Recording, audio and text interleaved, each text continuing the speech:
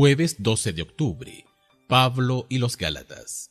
Por más claros que fuesen los consejos, había quienes buscaban seguir su propio camino y continuaban promoviendo que los gentiles guardaran las tradiciones y las leyes judías.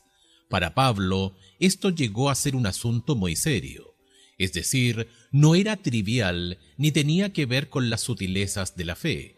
Se había convertido en una negación del mismo Evangelio de Cristo. Escucha Gálatas capítulo 1 versos 1 al 12. ¿Con cuánta seriedad trata Pablo el problema que afronta en Galacia? ¿Qué debería decirnos esto sobre la importancia del tema? Pablo, apóstol, no de hombres ni por hombre, sino por Jesucristo, y por Dios el Padre que lo resucitó de los muertos, y todos los hermanos que están conmigo a las iglesias de Galacia.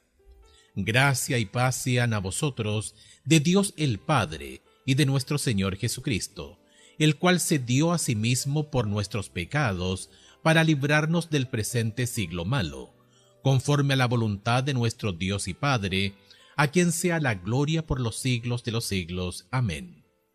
Estoy maravillado de que tan pronto os hayáis alejado del que os llamó por la gracia de Cristo para seguir un evangelio diferente.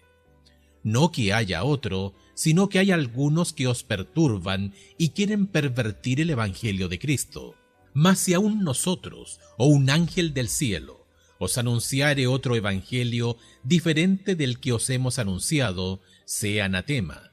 Como antes hemos dicho, también ahora lo repito, si alguno os predica diferente evangelio del que habéis recibido, sea anatema. Pues busco ahora el fervor de los hombres, o el de Dios, o trato de agradar a los hombres, pues si todavía agradara a los hombres, no sería siervo de Cristo. Mas os hago saber, hermanos, que el evangelio anunciado por mí no es según hombre, pues yo ni lo recibí ni lo aprendí de hombre alguno, sino por revelación de Jesucristo. Como se mencionó anteriormente, fue la situación en Galacia lo que en gran medida motivó el contenido de la carta a Roma. En la epístola a los romanos, Pablo desarrolla aún más el tema de la epístola a los Gálatas. Algunos creyentes judíos alegaban que la ley que Dios les había dado a través de Moisés era importante y que los conversos gentiles debían guardarla. Pablo estaba tratando de mostrar el verdadero lugar de esta ley y su función. No quería que esta gente se instalara en Roma, como lo había hecho en Galacia.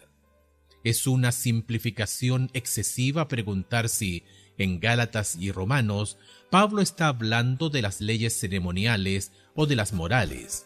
Históricamente, el argumento era si los conversos gentiles debían circuncidarse y guardar o no la ley de Moisés.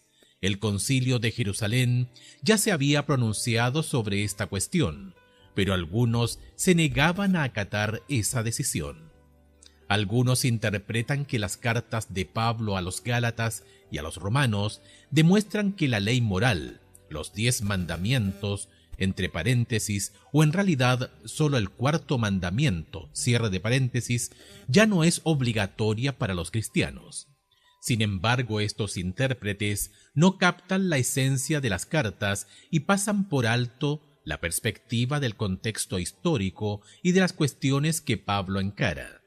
El apóstol, como veremos, enfatiza que la salvación es sólo por fe, y no por el cumplimiento de la ley, ni siquiera la ley moral.